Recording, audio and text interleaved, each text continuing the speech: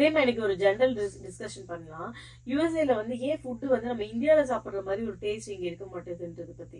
ஆமா, யுஎஸ்ஏல உள்ள இந்தியன் ரெஸ்டாரண்ட்ல நம்ம சாப்பிடும்போது நம்ம நிறைய நேரம் வந்து ஃபீல் பண்ணுவோம், ஏன் வந்து அது அந்த டேஸ்ட் அப்படியே இருக்க மாட்டேது. நம்ம வந்து இந்தியாவில் வந்து கண்டிப்பாக வந்து ஒரு மாயத்தில் ஒரு சின்ன ஹோட்டலில் சாப்பிட்டா கூட அந்த டேஸ்ட் வந்து இங்கே ஒரு பெரிய ஹோட்டலில் ஏன் தரமாட்டுதுங்கிற ஒரு கேள்வி இருந்துகிட்டே இருக்கும். வீடியோ போகிறது முன்னாடி ஒரு விஷயம் சொல்லிடுறேன், இங்கே நிறைய நல்ல ஹோட்டல்லாம் இருக்குது. நான் வந்து இங்கே எல்லா ஹோட்டலும் மோசமாக இருக்குலாம் சொல்கிறதுக்கான வீடியோ கிடையாது. இது வந்து ஒரு ஆக்கப்பூர்வமான ஒரு வீடியோ தான். ஏன்னா இந்த வீடியோட அவுட்கம் எப்படி இருக்க போகுதுன்னா, நம்ம சைடில் என்னென்ன நம்ம சேஞ்ச் பண்ணிக்கணும், நம்மளோட மென்டாலிட்டி நிறைய விஷயங்களை சேஞ்ச் பண்ணணும், அந்த மாதிரி விஷயங்களும் ப்ளஸ் ரெஸ்டாரண்ட் சைட்ல அந்த ஓனர்ஸ் வந்து எதெல்லாம் சரி பண்ணும். கண்டிப்பா வந்து இங்க ஒரு நல்ல ஒரு ஸ்கோப் இருக்கு அவங்களுக்குமே வந்து.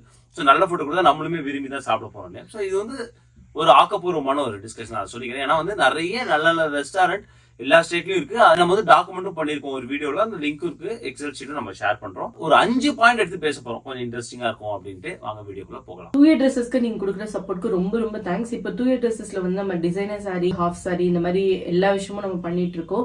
யாராவது உங்களுக்கு தேவைன்னா நம்ம வாட்ஸ்அப் நம்பர் கீழே இருக்கு, நீங்க அதுல கான்டாக்ட் பண்ணி டீடைல்ஸ் கேட்கலாம். Hey guys, welcome back to our channel. வணக்கம் நண்பர்களே, நான் உங்க பிரேம் பேசுறேன். நான் உங்க ஆர்த்தி பேசுறேன். சோ பிரேம், இப்ப 5th பாயிண்டா நீங்க என்ன யோசிக்கிறீங்க, அத பத்தி சொல்லுங்க. கரெக்ட். 5th பாயிண்டே வந்து நம்மள்ட்டே இருந்து ஆரம்பிப்போமே. ஒரு பெஞ்ச்மார்க் வந்து அதிகமா இருக்குன்னு நான் நினைக்கிறேன். நம்ம போய் சாப்பிடும் போதே வந்து ஒரு பிரியாணி $22 $25 இப்போ போயிடுச்சு. ஸோ நம்ம வந்து பெரும்பாலான நேரங்கள் நம்ம மாத்தி பாக்குறது கிடையாது, அதாவது இந்தியன் கரன்சிக்கு எவ்வளவு ஆகுதுன்னு. பட் நம்ம யோசிச்சு பார்ப்போம் இல்லையா, நம்ம $300 நம்ம ஊர்ல சாப்பிடும் போது எவ்வளவு நல்லா ஃப்ரெஷ்ஷா அந்த ஒரு பிரியாணி இருந்துச்சு, இப்போ $25 ஏன் கொடுக்க மாட்டாங்க அப்படிங்கிற ஒரு மென்டாலிட்டியே என்ன ஆயிடுதுன்னா வந்து அந்த பெஞ்ச் மார்க் வந்து உயர்த்தி வச்சிருது. நம்ம இவ்வளவு கொடுக்குறோம், நம்ம ரொம்ப டேஸ்டா இருக்கணும் அப்படின்னு.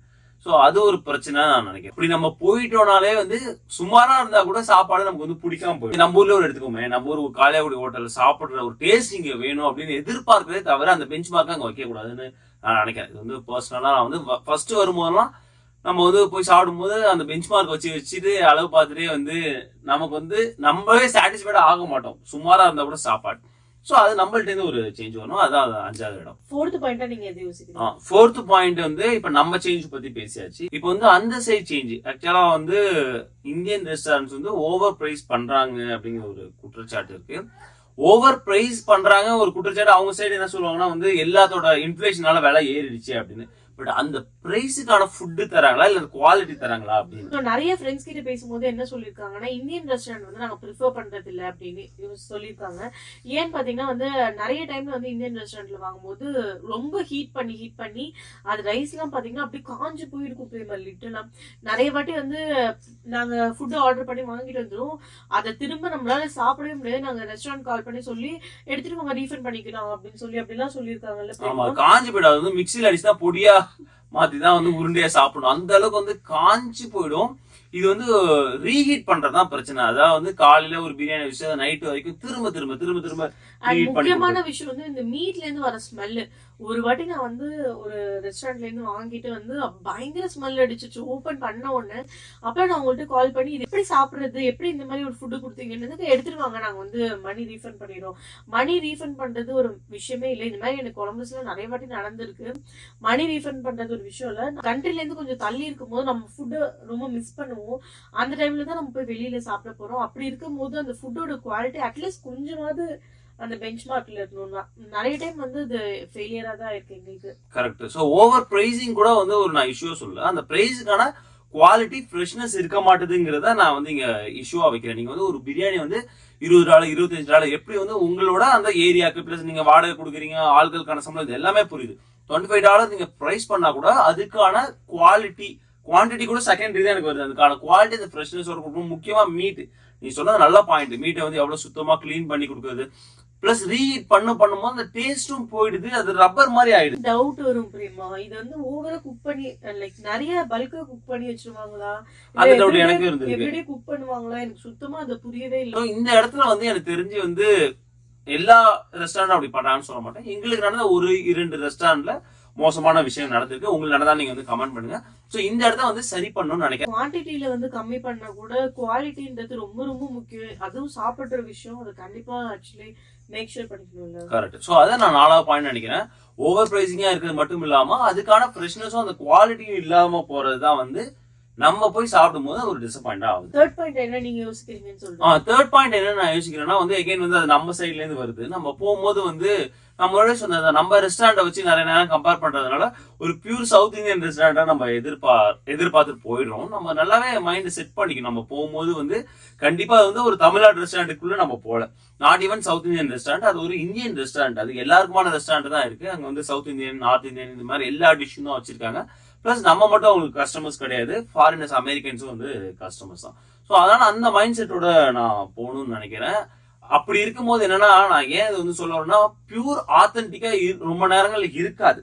ஸோ அதை நம்ம வந்து முன்னாடியே செட் பண்ணிடணும் மைண்டை.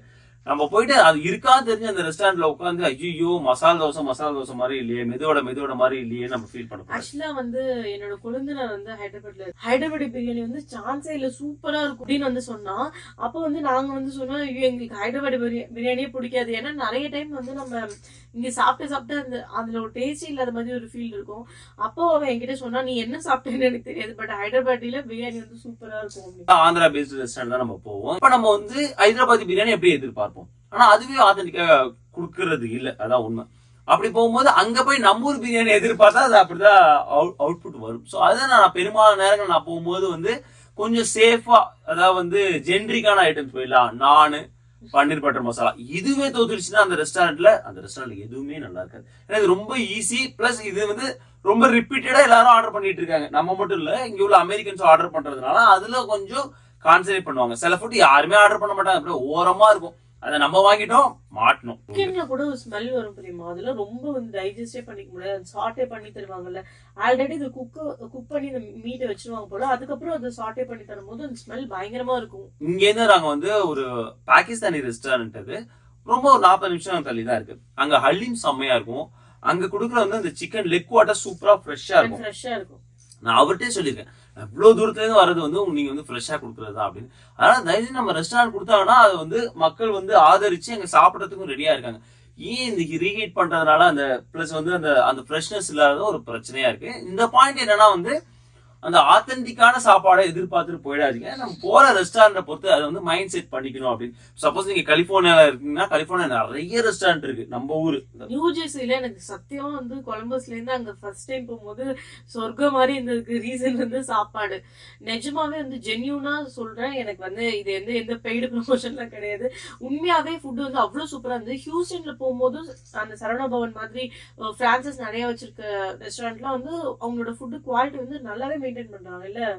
அண்ட் நாங்க நேர்ல போய் பார்த்தது வந்து அவங்க குவாலிட்டியா பண்றாங்க, பிளஸ் வந்து ரொம்ப நீட்டா பண்றாங்க. கரெக்ட். சோ அதான் அந்த மாதிரி இப்ப பிரான்சைஸ் ரெஸ்டாரண்ட் நீ வந்து இப்ப ஜூனியர் குக் எடுத்தா கண்டிப்பா அது வந்து நம்ம பியூர் வந்து தமிழ்நாடு ஸ்டைல நம்ம அங்க ஒரு பிரியாணி எதிர்பார்க்கலாம். இப்ப நீ சரவணா பவன் எக்ஸாம்பிள் சொல்ற A2B தான் சொன்னா கண்டிப்பா வந்து அங்க நம்ம நல்ல வெஜிடேரியன் ஃபுட் வந்து நம்ம எதிர்பார்க்கலாம். அது இல்லாம நம்ம நிறைய இதெல்லாம் வந்து நம்ம பெரிய சிட்டில சொல்லிட்டு இருக்கோம். இப்ப கொலம்பஸ் மாதிரி ஒரு சிட்டில எடுத்துட்டீங்கன்னா நிறைய ஜென்ரிக்கான ரெஸ்டாரண்ட்ஸ் தான் இருக்கு. வந்து ஒரு ஆத்தென்டிக்கான ஃபுட் எதிர்பார்த்து நான் முதல்ல ஏமாந்துருக்கேன். சோ அதுக்கப்புறம் நான் மைண்ட் செட் பண்ணிட்டேன். சோ இந்த ரெஸ்டாரண்ட்லாம் இது மாதிரி தான் ஆர்டர் பண்ணுவோம். வந்து அங்க தோசை அந்த மாதிரி ஐட்டம்லாம் இங்க ட்ரை பண்ணதே இல்ல.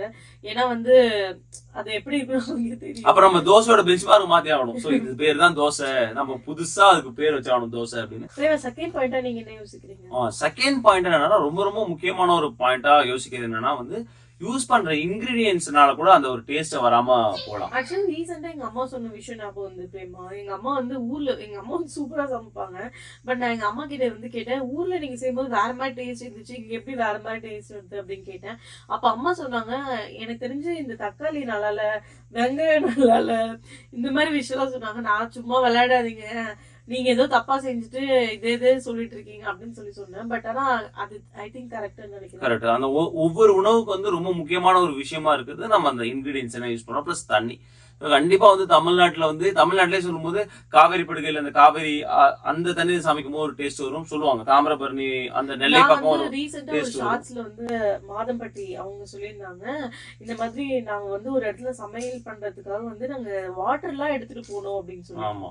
சோ அந்த மாதிரி ஃபுட்ல வந்து இந்த மாதிரி விஷயம்லாம் இருக்குன்னா அப்பதான் தெரிஞ்சு. ரொம்ப முக்கியமான விஷயம். அதே மாதிரி தான் மதுரை சார்ந்து போகும்போது நிறைய அந்த நான்வெஜ் ரொம்ப டேஸ்டா இருக்கிறது காரணம் அந்த வைகை ஆத்தோட தண்ணி அப்படின்லாம் சொல்றாங்க. சோ இந்த மாதிரி தண்ணி ரொம்ப முக்கியமான ஒரு ஃபேக்டர் வந்து பிளே பண்ணுது நம்ம சைட் ஆஃப் உணவுல. சோ அந்த ஒரு விஷயம் இருக்கலாம், தண்ணி ஒரு விஷயமா இருக்கலாம். பிளஸ் வந்து இன்கிரீடியன்ஸ் அது ரொம்ப முக்கியம். நீ வந்து நம்ம இந்தியன் இஞ்சி பூண்டு எடுத்துட்டா பயங்கர டேஸ்டா இருக்கும். நீ கம்பேர் டு நீ வந்து யூஎஸ்ஏ மெக்சிகோ எடுத்துக்கிட்டீங்கன்னா ரொம்ப ரொம்ப டேஸ்டா இருக்கும். ஸோ நிறைய நேரங்கள் அதே இன்கிரீடியன்ஸ் யூஸ் பண்ணும்போது அந்த டேஸ்ட் கொஞ்சம் கொண்டு வரலாம்.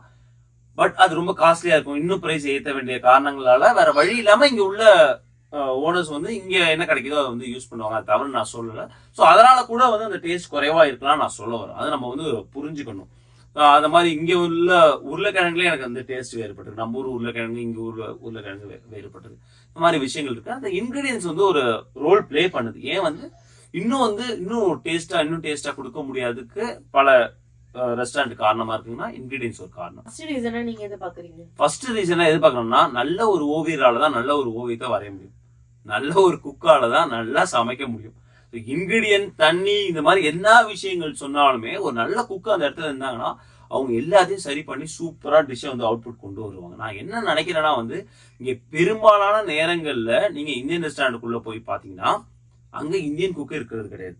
அவங்க என்ன பண்றாங்கன்னா வந்து இங்க உள்ள மெக்சிகன்ஸையோ இல்ல இங்க உள்ள நிறைய நேபாள் மக்கள் இப்ப வந்துடுறாங்க. அவங்கள ட்ரெயின் பண்ணிட்டு அவங்கள நம்ம கூட சமைக்க சொல்றாங்க. இப்ப காஸ்ட் எஃபெக்டிவ் பல காரணங்கள் இருக்கு. நீ காஸ்ட் எஃபெக்டிவ் பிளஸ் வீசா ஒரு பிரச்சனை. இப்ப நீ வந்து பெரிய பெரிய பிரான்சைஸ் எடுத்துட்டீங்கன்னா இப்ப சரவண பவன், அடையார், ஆனந்த பவன், ஜூனியர் குப்பண்ணா இவங்க எடுத்தா ஸ்பான்சர் பண்ண முடியும் அவங்க குக்குக்கு. இங்க உள்ள பல சின்ன சின்ன ரெஸ்டாரண்ட்ஸ் வந்து பண்ண முடியாது. அவங்களுக்கு கிடைக்கிற ரெவன்யூவால அது வந்து பாசிபிலிட்டியே கிடையாது. அது ஒரு பிரச்சனை இருந்துட்டு தான் இருக்கு. அவங்கள நான் குறை சொல்ல, அதுக்கு ஒரு வழியும் இருக்கு. அதுதான் நம்ம வந்து பேசுறோம். இங்க நம்ம வந்து எப்ப பார்த்தாலும் மெக்சிகன் நீங்க எவ்வளவுதான் ட்ரைன் பண்ணுங்க, அது வந்து ஒரு நம்ம ஊர்ல இருந்து வந்து ஒரு ஆள் சமைச்சு அந்த அவுட்புட்டை கொண்டு வர்றது அளவுக்கு இருக்கவே இருக்காது. நான் அந்த குக்கை வந்து குறை சொல்ல, பட் அதுதான் வந்து நிதர்சன உண்மை இல்லையா? அதுக்கு என்ன பண்ணலாம்னா இதெல்லாம் ஒரு பழைய நடைமுறை. நீங்க வந்து 2000 2010 பார்க்கும்போது இது ஒரு பிரச்சனை இருந்தது. அதனால வந்து இங்க உள்ள ஆட்கள்லயே வந்து ட்ரெயின் பண்ணிட்டு அவங்க தெரிஞ்சதெல்லாம் சொல்லி கொடுத்து அதை வந்து செய்ய சொன்னீங்க. ஆனா இப்போ வந்து 2015 அப்புறம் வந்து எல்லாமே சேஞ்ச் ஆயிடுச்சு. அதாவது H4 உள்ளவங்களுக்கு EAD கொடுக்கலாம்னு 2015 அப்புறம் வந்து ஒபாமா பீரியட்ல வரப்பட்டது. ஸோ நிறைய பேர் EAD ஹோல்டர்ஸ் இருந்துட்டு இருக்காங்க, H4 EADs இருந்துட்டு இருக்காங்க, L2 EADs அவங்கள வந்து ட்ரெயின் பண்ணி அவங்களை ட்ரெயின் பண்ண அவசியம் இல்லை. மேக்ஸிமம் வந்து அவங்களுக்கு தெரிஞ்சிருக்கும். அவங்களுக்கு சொல்லி கொடுத்தீங்கனால அந்த கைப்பக்குவம் வந்துடும். அதுவே வந்து ஒரு நல்ல ஃபுட்டை வந்து அவுட்புட் வந்து கொண்டு வரும்னு நினைக்கிறேன். நிறைய நேரங்களில் போகாம இருக்கிறது காரணமா இருக்கிறது இந்த காஸ்ட் ஒரு பிரச்சனையா இருக்கலாம்.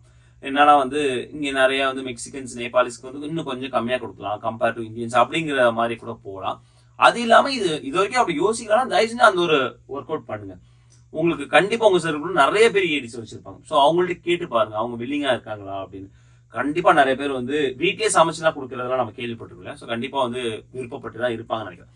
அந்த மாதிரி குக்கு வந்து நிறைய ரெஸ்டாரண்ட்ஸ்ல வரும்போது கண்டிப்பா இந்த ஃபுட் இன்னும் டேஸ்டா வரும் அப்படின்னு நான் நம்புறேன். ஜஸ்ட் லைக் என்னோட வியூ. கண்டிப்பா ரெஸ்டாரண்ட் ஓனர்ஸ் தான் இதை பத்தியான நிறைய விஷயங்கள் நிறைய ஸ்டடிஸ் பண்ணிருப்பாங்க இல்லையா? நமக்கு வந்து அவ்வளவு தெரியாது. நமக்கு உள்ள ஐடியா வச்சு சொல்றது. ஸோ கண்டிப்பா அது ஒரு கேம் சேஞ்சரா இருக்கும். ஏன்னா நாங்க வந்து ஒரு ரெஸ்டாரண்ட்ல போயிருக்கும் போது ஒருத்தவங்க வந்து சர்வ் பண்ணாங்க. அப்ப நாங்க வந்து ஒரு விஷயம் கேட்டா உங்களுக்கு தெரியவே இல்லை அது என்ன பண்ணாங்கன்னு எனக்கு சரி ஞாபகம் இல்லை. அப்புறம் போய் அவங்க ஷெஃப் கூட்டிட்டு வரேன், இது செஞ்சவங்களுக்கு கூட்டிட்டு வரேன்னு சொல்லி போய் ஒருத்தவங்களுக்கு கூட்டிட்டு நம்ம ரெஸ்டாரண்ட் அந்த ரெஸ்டாரண்ட் அவங்க மெக்சிகன். அவங்க எப்பயுமே வந்து அவங்க வந்து அவங்களுக்கு அது என்னன்னு கூட தெரியல. லிட்டரலா என்ன சொன்னாங்க, இதெல்லாம் பண்ண சொன்னாங்க எனக்கு தெரியல, ஈவன் இன்கிரீடியன்ட் நேம் கூட தெரியல, ஃபர்ஸ்ட் செகண்ட் தேர்டுன்ற மாதிரிதான் அவங்க ட்ரைன் பண்ணி வச்சிருந்திருக்காங்க. ரொம்ப ரொம்ப கேவலமா பண்ணியிருந்தாங்க. அது வந்து இன்ஸ்டன்டா ஏதோ சம்திங் வாங்கியிருந்தோம். ஆல்ரெடி ஏதோ ஐ திங்க் பன்னீர் ஏதோ சம்திங் தெரியல, அந்த மாதிரி ஏதோ வாங்கியிருந்தோம். ரொம்ப 1 or 2 years பிஃபோர் இருக்கும்னு நினைக்கிறேன். அது மாதிரி ரொம்ப ஏன்னா நம்மளே முடியாத டைம்ல அந்த மாதிரி டைம்ல தான் போய் வாங்குவோம். அது ரொம்ப ரொம்ப டஃப்பா இருந்துச்சு. ஆமா, அது வந்து அவங்க இன்னும் டைம் எடுக்கும்னு நான் நினைக்கிறேன். இப்ப நீ பாத்துட்டு வச்சுக்கோ, கார்டன் உள்ள போனாலும் அங்க சமைக்கிற யாருமே இட்டாலியன் கிடையாது. ஆனா இங்க உள்ளவங்க அந்த அளவுக்கு ட்ரெயின் பண்ணிருப்பாங்க. பிகாஸ் அது வந்து ஆல் ஓவர் த யூஸ் சாப்பிடுறாங்க, நிறைய பேர் சமைச்சிட்டு இருக்காங்க. அதுல நிறைய அவங்க ஃபுட்டாவே எடுத்து நிறைய அதுல வந்து புது புது விஷயங்கள் பண்ணிட்டு இருக்காங்க. இன்னும் இந்தியன் ஃபுட் அந்த அளவுக்கு போகல. ஸோ அந்த அளவுக்கு போகணும்னா முதல் ஸ்டெப் நம்ம நல்லா கொடுக்கணும். அதுக்கு முதல் ஸ்டெப் நம்ம நல்ல குக்கை வந்து இன்ட்ரடியூஸ் பண்ணணும். கண்டிப்பா நான் வந்து இன்னும் ஸ்ட்ராங்கா பிலீவ் பண்றது, இன்னும் நாட்கள் போக இந்தியன் ஃபுட் வந்து இன்னும் நிறைய அமெரிக்கன்ஸ் வந்து கன்சியூம் பண்ண ஆரம்பிப்பாங்க. ஒரு நல்ல பெரிய மார்க்கெட் ஓப்பன் ஆகும். அதுக்கு எல்லாத்துக்குமே புள்ளியா சொல்லியா இருக்க போறது இப்போ உள்ள இந்த ரெஸ்டாரண்ட் ஓனர்ஸ் தான். அவங்க எப்படி நியூ ஜெர்சி போயிருக்கும் போது அங்க இருக்க ஃப்ரெண்ட்ஸ் எல்லாம் சொன்னாங்க, நாங்க வந்து சம்டைம்ஸ் எங்களுக்கு முடியலன்னா வந்து ரைஸ் மட்டும் வச்சுப்போம், ரசம் வாங்கிப்போம், சாம்பார் வாங்கிப்போம், சூப்பரா இருக்குமே நம்ம ஊர் டேஸ்ட்ல, பக்கத்துல தான் கடை அப்படிலாம் சொல்லும்போது எனக்கு வந்து ரொம்ப கடப்பா இருந்துச்சு. என்னன்னா நம்மளுக்கு இந்த மாதிரி ஒண்ணும் அமையலையே அப்படின்னு. ஆமா, இந்தியன் கிரௌட்ஸ் அதிகமா உள்ள பிளேஸ்ல கிடைக்கிற நல்ல விஷயங்கள்ல ஒரு விஷயம் வந்து நமக்கு ஏதாவது ஒரு 2-3 ரெஸ்டாரண்ட் வந்து கிளிக் ஆயிடும் நல்ல சாப்பாடுக்கு. ஸோ அது நீங்க வந்து new Jersey, New York, even Texas, California இந்த மாதிரி ஏரியாவில் எடுத்துக்கலாம். கண்டிப்பா வந்து ரசம் கிடைக்கும். சாதம் மட்டும் வச்சுட்டு நல்லா ரசமும் சாம்பாரும் ஊற்றி சாப்பிடலாம். 2 பேர் வேலை செய்யும் போது நமக்கான நேரம் கிடைக்கிறது இல்லை. அதுவும் ஒரு உண்மையான விஷயம். இதேதான் வந்து இந்தியாவிலையும் நடந்துட்டு இருக்கு. பட் இந்தியாவில் தெருவுக்கு தெரு இருந்துட்டு இருக்கு, அவ்வளோ ரெஸ்டாரண்ட் இருந்துட்டு இருக்கு. அந்த ஒரு ஆப்பர்ச்சுனிட்டி இங்க இல்லை. பட் நான் வந்து முன்னாடி சொன்ன தான் ஸ்ட்ராங்கா பிலீவ் பண்றேன். ஒரு நல்ல பெரிய மார்க்கெட் இருக்கு. சில விஷயங்கள் சரி பண்ணா நம்ம இந்தியன் ரெஸ்டாரண்ட் வந்து இன்னும் அடுத்தபடி போவோம். இந்த ஒரு வீடியோல சப்போஸ் உங்களுக்கு பிடிச்ச இந்தியன் ரெஸ்டாரண்ட் இல்ல உங்க ஊரோட சூப்பரான இந்தியன் ரெஸ்டாரண்ட் கமெண்ட் பண்ணீங்கன்னா அது நம்ம டேட்டா பேஸை திரும்ப ஆட் பண்ணிக்கலாம். ஸோ நிறைய பேருக்கு வந்து இது யூஸ்ஃபுல்லா இருக்கும். ஐ ஹோப் உங்களுக்கு இந்த வீடியோ யூஸ்ஃபுல்லா இருக்குன்னு நினைக்கிறேன். மறக்காம நம்மளோட சேனல் லைக் பண்ணுங்க, ஷேர் பண்ணுங்க, சப்ஸ்கிரைப் பண்ணுங்க. மறக்காம அந்த பெல் ஐக்கனை தட்டி விட்டு போங்க. தேங்க்ஸ் ஃபார் வாட்சிங் திஸ் வீடியோ ஃப்ரெண்ட்ஸ். நன்றி.